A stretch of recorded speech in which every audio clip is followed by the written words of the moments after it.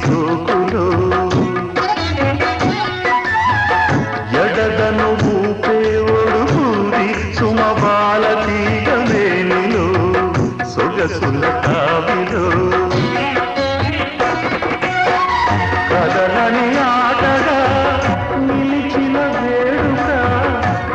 బదులిరావుగా పిలిచిన కోరిక బిడియమదేలా